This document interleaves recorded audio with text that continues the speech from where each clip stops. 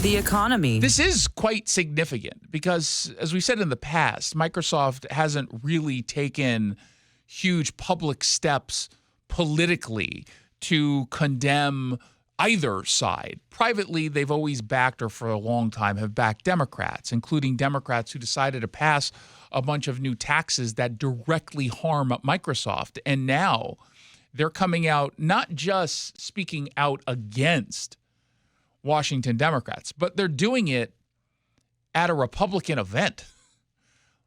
Brad Smith was a keynote at a Washington Policy Center dinner, and the video has just been posted.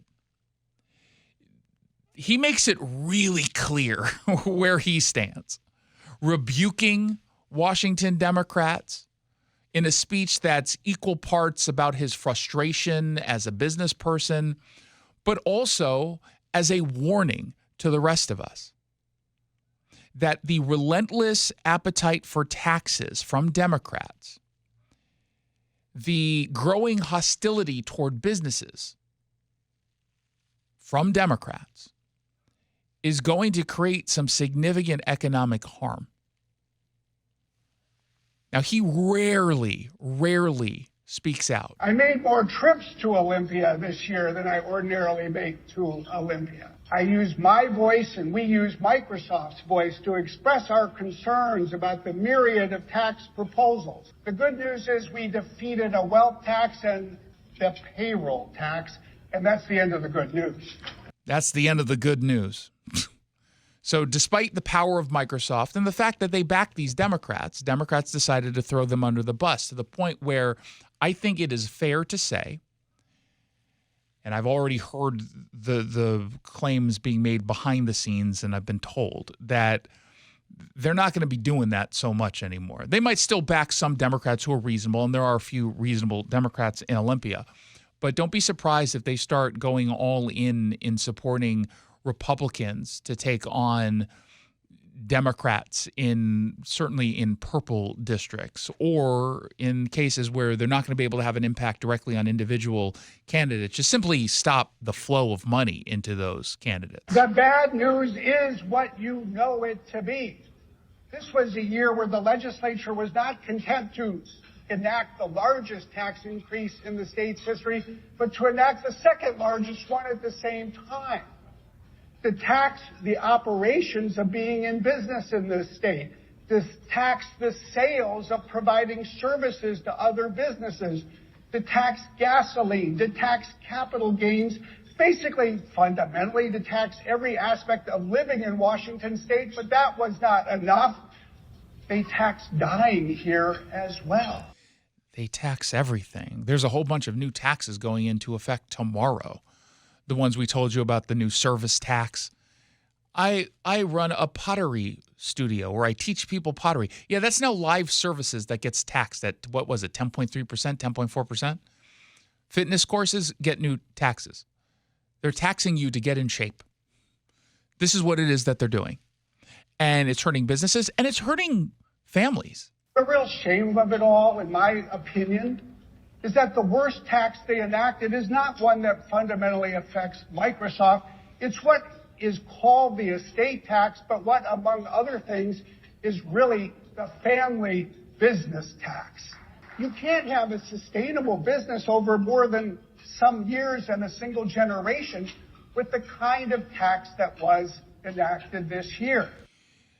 For Brad Smith to speak out at the Washington Policy Center, Jonathan Cho took this video, by the way, for him to come out in this way at this venue speaks volumes to the emergency that's happening in Washington state. He knows that Democrats are looking at even more taxes in this upcoming legislative session. June Robinson, the state senator from Everett, she gave a quote, I think it was to the Center Square, maybe at the Washington Standard, saying they're looking at additional taxes next year because they know that what it is they've done so far still isn't enough given their spending habits. Most of us, we look at our budgets and we say, maybe we ought to curtail spending just a little bit. They don't have to do that because they see all of us as their bank account. They see all of us, they say, okay, we'll just take more money. And I understand why they're taking that position, because they haven't really been punished for it politically. Have Democrats been punished politically for instituting these taxes, now including the largest increase in taxes in our state's history? No, they haven't suffered any consequences. They're still in office. Now, they may lose 2 legislative districts that they currently hold, because that's up for re-election coming up, or up for election in this upcoming ballot. You've got Michelle Caldier, who's running as a Republican. We got to support her. And Chad Magendas, who's running. Chad's in your neck of the woods. Yeah. You get to vote. Mm-hmm. I voted for him in the primary. Yep, and you're going to vote for him now. You vote for him.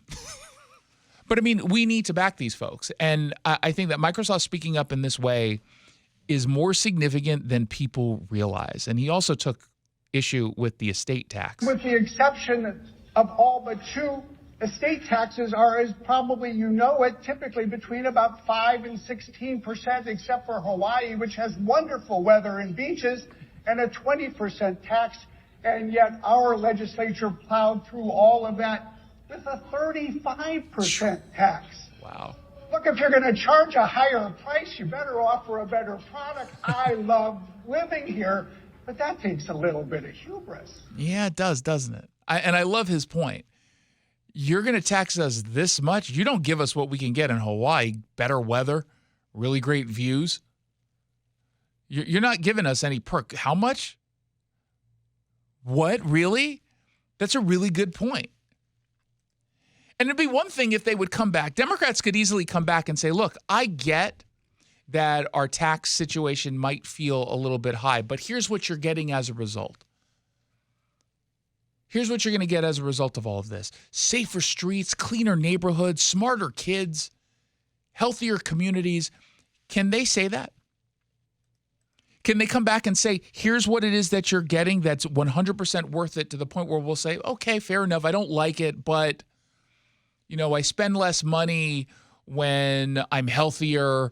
My kids are going to get better jobs, so they're not going to go into debt. They're going to be, okay, fine, I guess it's worth it. You can't even say that. We've increased taxes and revenue for education in this state at a rate that far exceeds inflation over the last 12 years, but results have gone down, not up. Now, I would argue that most of the time, whether you're in business or whether you're in anything, if you keep putting more resources into something, but the results keep going down, you need to step back. It probably means you either need better leadership or a different strategy or better execution, or maybe all 3. But you just don't keep doing what you're doing and put more money in it. But that is what they're doing, right? I mean, he's of course right. Anyone who works in business, no matter what it is you're doing, just in life, when you commit a whole bunch of money and effort into something that's just not working, don't you reevaluate? I do. If something I'm doing isn't working, I reevaluate. When a producer I hire isn't doing a good enough job, I reevaluate. And then I make awkward jokes about it on air while staring directly at him, watching him squirm. We all do that. That is a normal reaction. Democrats say, oh, no, let's just continue to do the exact same thing that's not working and pour even more money into it. And sometimes I don't even think they believe that money is the issue. I think that's the only thing they know how to do, which is just commit, triple down, quadruple down. What was it? Quintuple down? Octuple down? With more and more and more money, but no new ideas. And then when something doesn't work, they still pretend that it's working. They'll still tell you, oh, no, it's totally working. Meanwhile, you're harming businesses that can't operate here and families who can't afford to live here. The biggest problem in this state, in my view, is the public sector is on a path that is starving the private sector in order to grow the government. Now, I saw some people, because this story, including the entire speech, is up at seattlered.com, and I tweeted it out earlier. And some folks responded, rightly questioning whether or not this is all talk, because they're used to Microsoft and other major corporations in this region just constantly giving money to Democrats or staying out of fights that they shouldn't stay out of. And really the only major company in Washington, two arguably, that have stood up to Democrats, at least in part, Amazon, and maybe you can argue Boeing in some instances. And certainly by standing up for Boeing, they were like, yeah, we're just going to leave. And they moved a whole bunch of jobs out of here. They went, where was it? South Carolina, right? They just, we're picking up and leaving. Amazon said that to Seattle Democrats. Yeah, we're going to go grow in Bellevue. And that's what it is they're doing. But when Amazon got involved, that kind of backfired in Seattle, at least. Boeing, I think, still gets demonized by activists and Democrats and media here. I don't know if you can get away with that if you're now adding Microsoft to it. But to the people who question whether or not Microsoft is just all talk here, or will there be action, they kind of makes it obvious. We have the right message. You have the right message. But we're losing. We're not winning. And the only way that we're going to succeed is not just to double down on all the values that we hold dear, but to connect with the people of this state, build the coalition we need, elect the leaders that are required in Olympia, be a business community that uses its voice, and by gosh, by golly, we at Microsoft will help you do that. By gosh, by golly, they're going to get involved. I know he's old, but the whole by gosh, by golly thing kind of makes it seem less intimidating. But he doesn't do this often. Microsoft doesn't do this often. There is a reason why they're doing it now. And I wouldn't dismiss this as merely Microsoft like sending toothless threats to Democrats. I think he threw down the gauntlet here.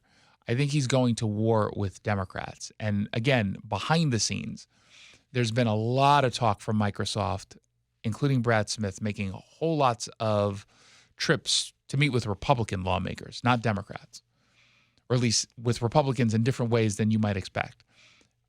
He's doing this at the Washington Policy Center is meaningful. And in saying we have the right message, We. Who's he talking to? Republicans. Yeah. That matters. Again, we've got the whole speech. I think it is a good one. It's certainly worth reading at seattlered.com.